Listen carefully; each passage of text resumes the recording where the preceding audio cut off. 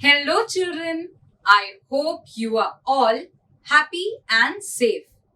Welcome to this special English hour. Here, every day, we will learn something new in a fun and exciting way. While learning a language, it's very important that we keep learning new words. I would now like to share with you a few new words. Please listen to me carefully and note them down in your notebook. We will come across these words in the passage that we'll be reading today. Please try to look out for these words and guess their meaning.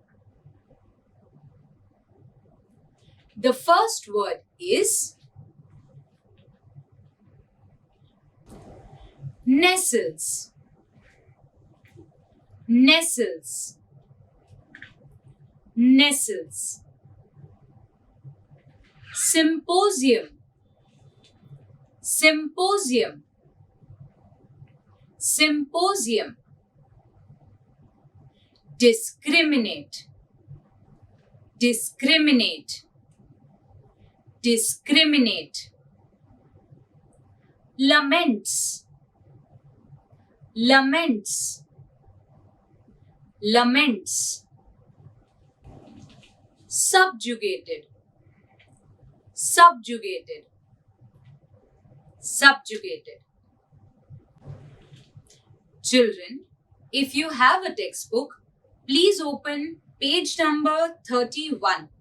We will be reading the lesson, Nature created man and woman as equal. Please point to the words as I read. If you don't have a textbook, please see your TV screens and listen to me carefully. Also, look out for the new words that we just listed and try to guess their meaning. Nature created man and woman as equals. The house and its surroundings are a sight of peace in the early morning of April. It nestles by the side of a small stream of crystal clear water. The stream tumbles down the green mountains only 2 miles or so away. There is a stretch of hundreds of acres of fertile land rolling with yellow mustard flowers between the mountain range and the house. A garden is in front of the house. Trees of many kinds bearing flowers of various hues and fruits grow on all sides of the house. The courtyard smells of jasmine, which blooms in bunches of white pearls. The fragrance mingles with the thin smoke that rises from sweet-smelling incense sticks. The burning incense sticks are glowing at the altar of God in the middle of the courtyard. Children, the writer gives a beautiful description of the house. That the house is nestled between a stream and a range of mountains. The courtyard of this house is very beautiful. Come, let's read further to know more. Ashangbi is in her reading room and is busy writing an article. She is a middle-aged mother of 3 children and a journalist and women's rights activist. Lanthoi, her youngest daughter, enters the room. She is an intelligent girl. Today, she looks thoughtful and she takes a seat by her mother's side. At the sight of her child, Ashangbi lovingly asks, "Have you finished your study, my dear?" "Yes, mother, I finished it last night. Today, being Sunday, I want to do something interesting." Lanthoi says and waits for her mother's response. "Tell me what you want to do," Ashangbi asks her, quite amused. "Mother, tomorrow I am going to represent the Siroi Lily House as a speaker in a symposium at our school. The topic is God created men and women as equals. Will you spare some time to have a discussion with me?" Lanthoi presses on her mother. Lanthoi has just had a discussion with her father on the topic. Tomba, her father, is a husband supportive of the activities of his wife and a loving father. He is a lawyer and a social worker who advocates the cause of women. He is always proud of his wife, the 2 daughters and the son.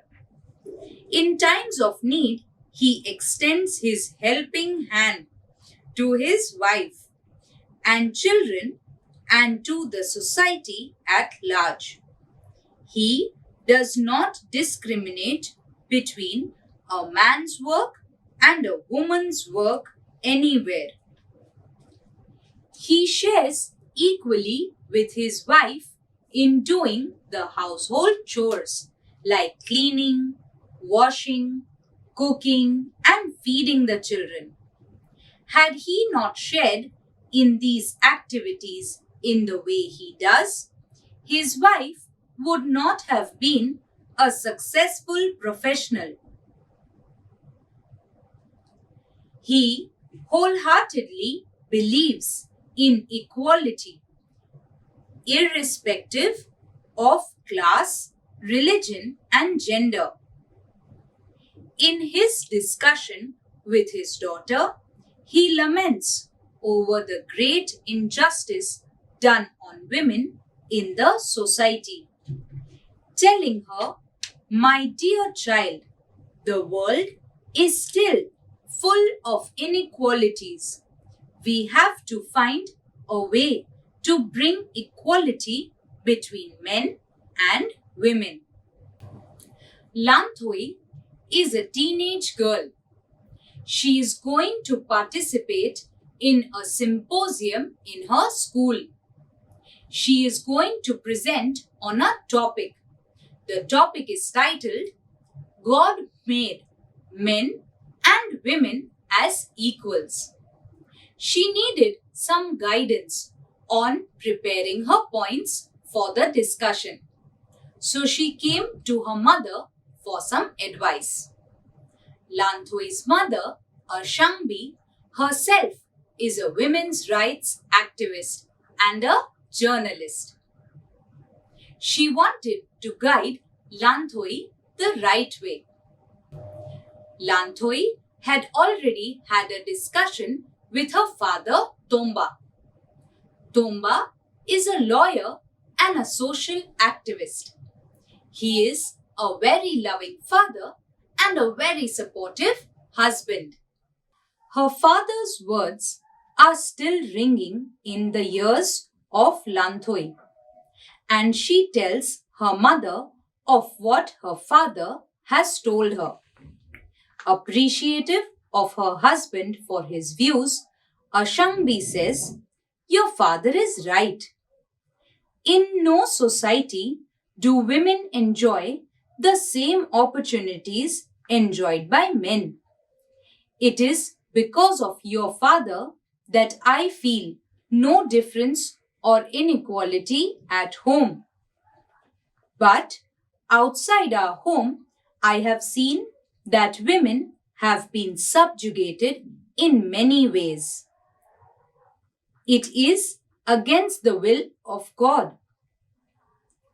God has sent men and women to our earth to share the joys and sorrows of life equally, to share His blessings, and to enjoy the bounty of nature equally.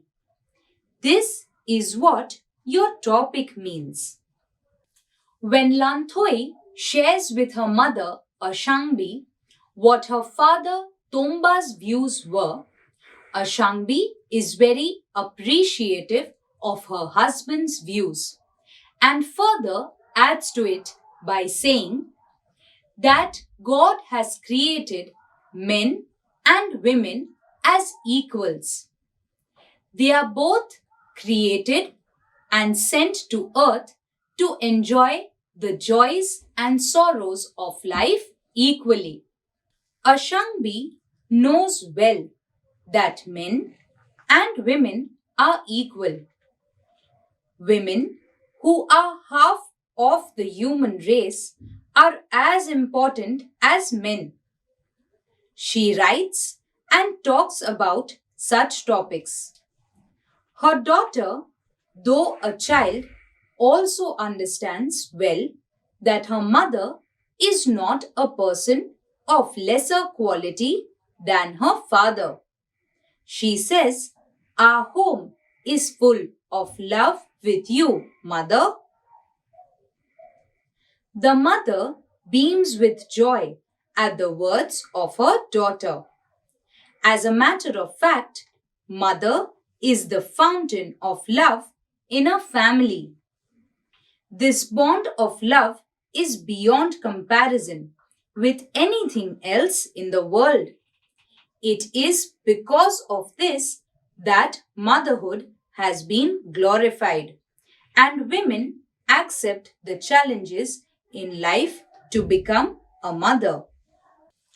After listening to both her parents, Lanthoi tells her mother that she also feels very proud of her and feels that their house is full of love and warmth just because of her mother.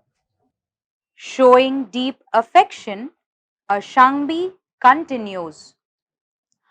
Pioneer women testify to the equality of women with men. Actually, life is not possible without both women and men. Lanthoi has been fascinated by the stories of pioneer women. Her grandmother had narrated many stories of the brave queens like Linthoin Gambi and Kuran Ganayani, who were as brave as kings. There were also many brave women among the common people. These women, as her grandmother narrated, were makers of home, family, society, and the nation. They were civilizing influences. At the same time, they were also adventurers who claimed their shares in free land, plowed and raised crops with their own hands and drove cattle. Modern women have become mountaineers, naturalists, astronauts, scientists, soldiers, and political leaders. This proves that there is nothing a woman cannot do, and also that women and men were created as equals. Ashangbi tells Lanthoi once again that women can do anything and can take up any work and are equal to men. Then she asks her mother further, Mother, you've thrown light on the equality of men and women and also have emphasized that the world is still an unequal world.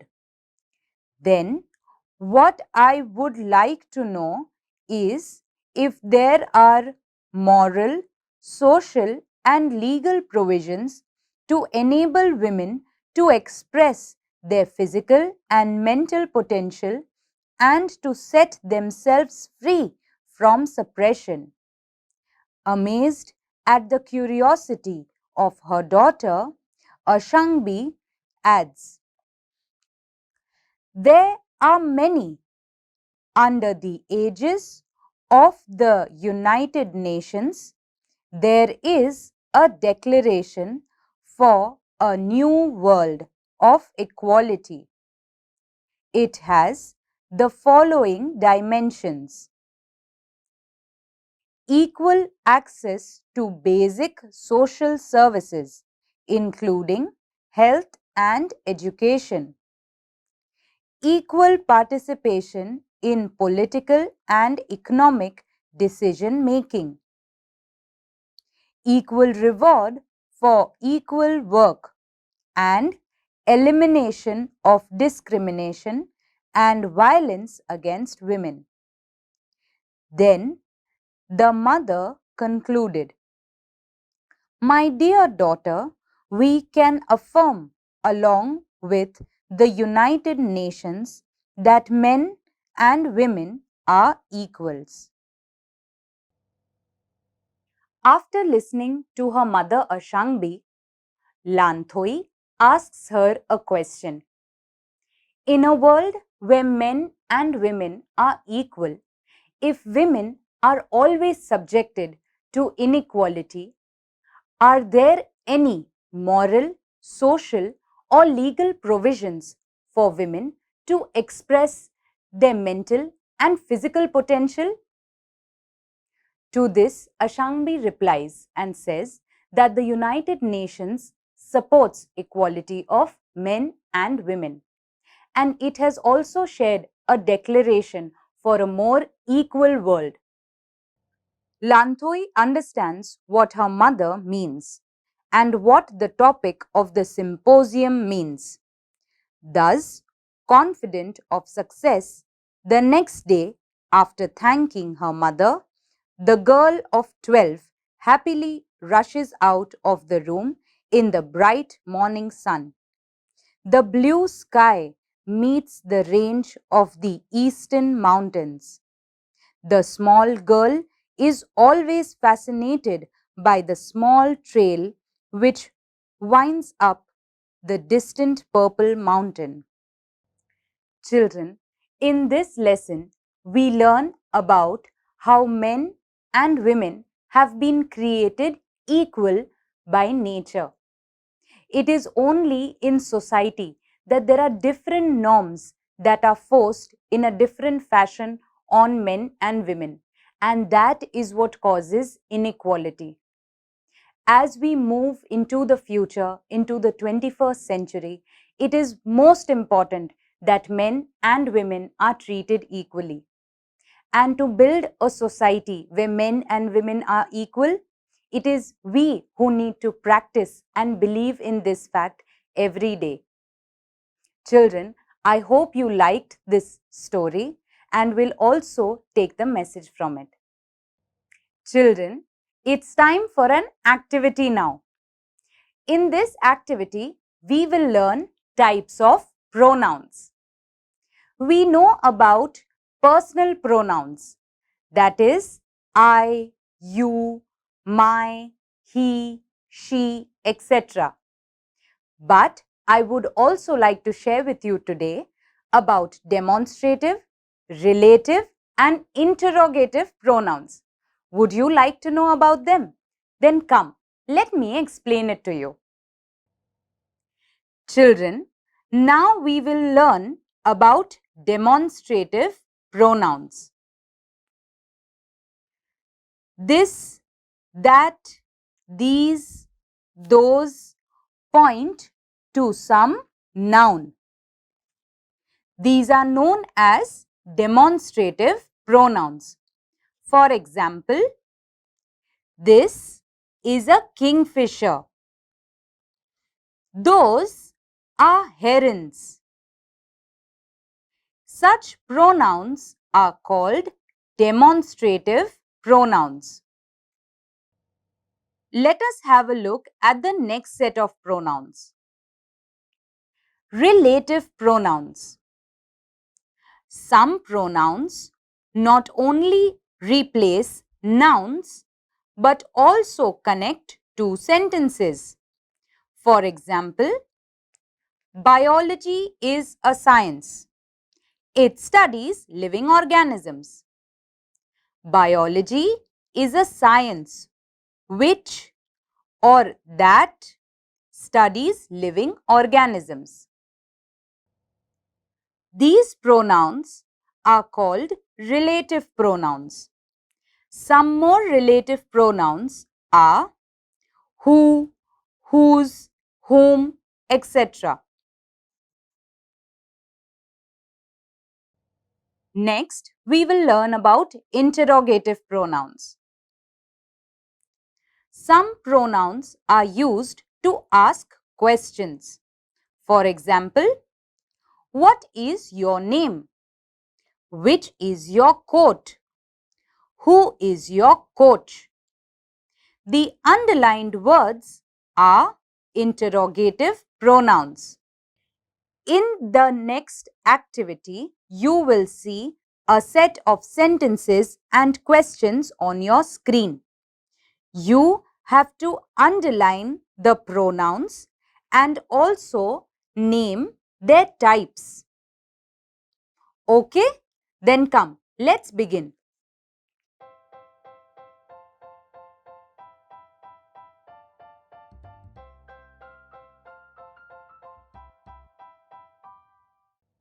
Children, I hope you were able to underline and identify the types of pronouns. Come, let's have a look. In the first question, what do you want to do? What is an interrogative pronoun? You is a personal pronoun. Second sentence, it is because of your father that I feel no inequality. Your, I are personal pronouns. That is a relative pronoun.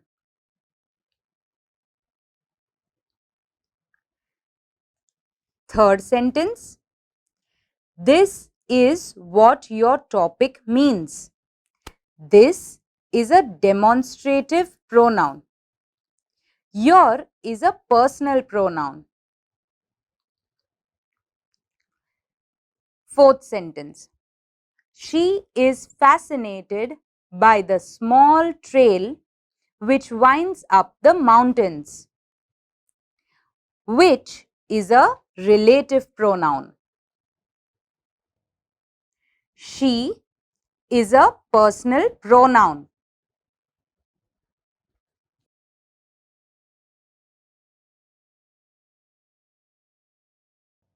Children, I hope you all liked today's session. I would like you all to please make some time and pen down what are your thoughts on equality, equality of men and women.